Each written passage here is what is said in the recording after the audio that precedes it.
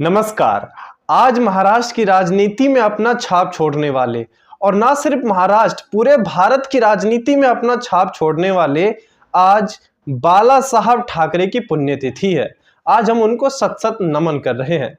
बाला साहब के विचारों पर चलने वाली शिवसेना जो कि आज दो गुटों में बढ़ चुकी है, इसी राजनीति में एक नया मोड़ देखने को आज मिला है, जहां मुख्यमंत्री शिंदे मुख्यमंत्री रोजगार योजना के तहत 50 बेरोजगारों को टेम्पो बांटने वाले थे। लेकिन उद्धव ठाकरे गुट के शिवसेना नेता को यह बात रास नहीं आ रही है। उन्होंने शिंदे गुट पर आरोप लगाया है कि उनकी लगी फोटो हटवाकर शिंदे अपना नाम बिना काम किए हुए चमकाने की पूरी कोशिश कर रहे हैं।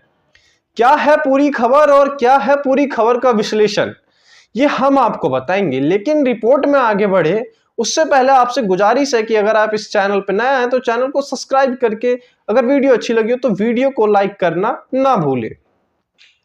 मुख्यमंत्री रोजगार स्कीम के तहत महाराष्ट्र के मुख्यमंत्री एकनाथ शिंदे 50 बेरोजगारों को हाल फिलहाल में ही टेम्पो बांटने वाले हैं।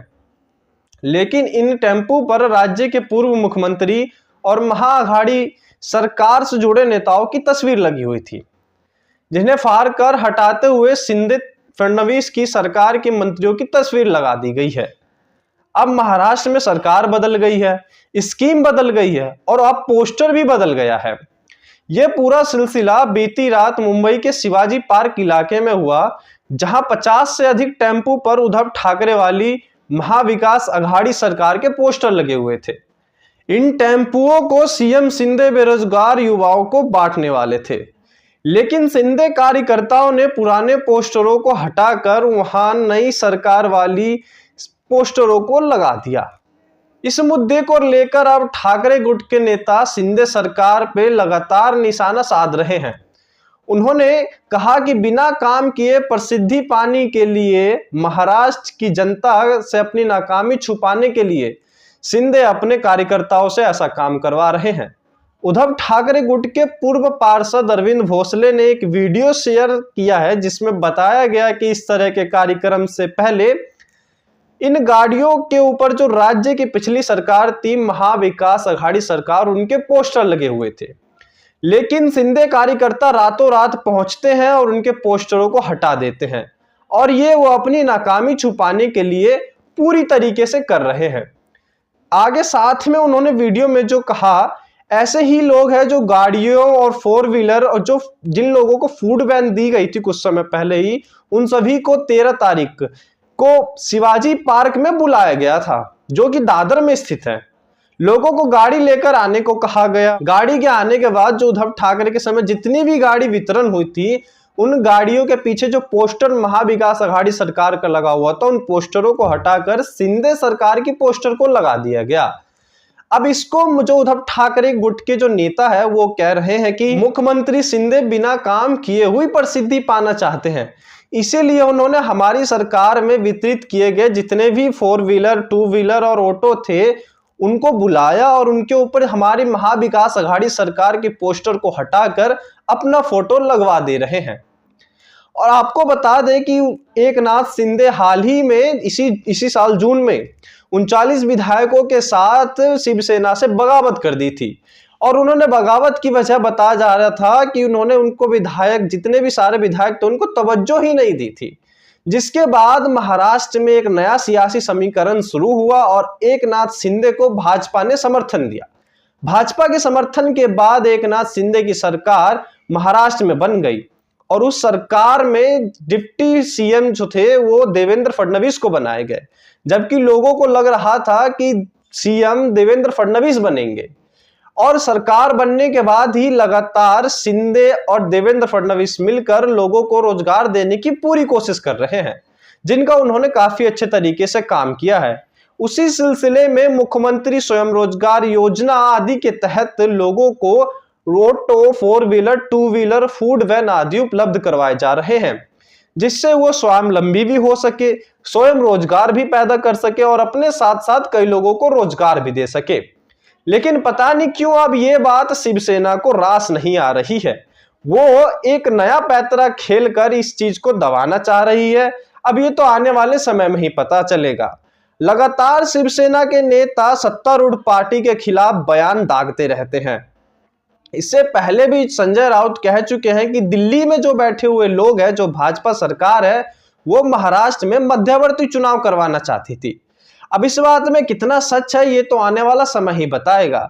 लेकिन महाराष्ट्र की राजनीति में रोज सियासी उठापटक से हम सबको एक बात सीखने को मिल जाती है कि राजनीति हमेशा राज्य की नीति के साथ खिलवाड़ करके ही की जाती है। महाराष्ट्र में अब सरकार बदल चुकी है, स्कीम भी बदल चुके हैं। इससे जाहिर होता है कि वर्तमान में जो मुख्यमंत्री रहेगा उसी की पोस्टर सब जगह लगेगी।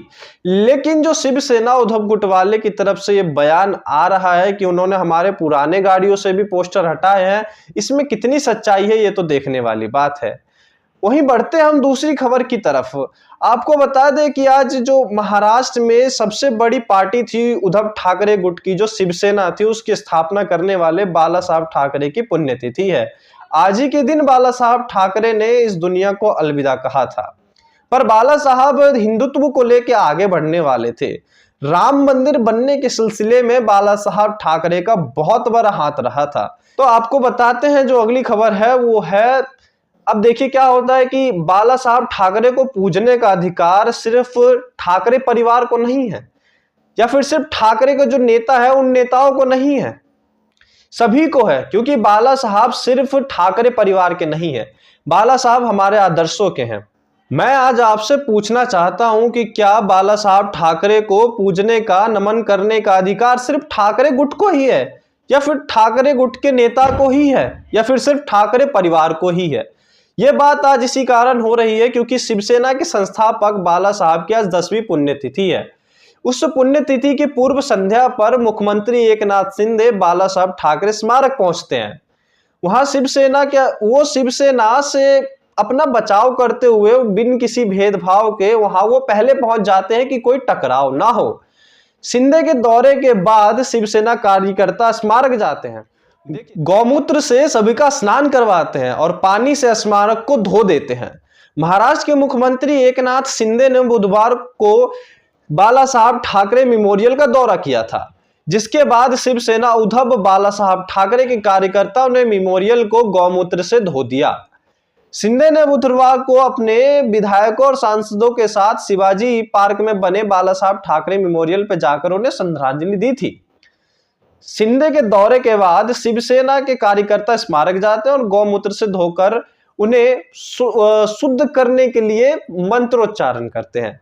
रिपोर्ट के मुताबिक इस दौरान दक्षिण मुंबई से सांसद अरविंद सावंत भी उनके साथ थे। शिंदे गुट के प्रवक्ता दीपक केसरकर ने इसकी निंदा करते हुए कहा है कि हम इस हरकत की कड़ी निंदा करते हैं।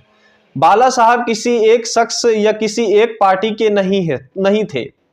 बाला साहब किसी एक शख्स या किसी एक पार्टी के नहीं थे। उन्होंने हर पार्टी के द्वारा पूजा और सम्मानित किया जाता था।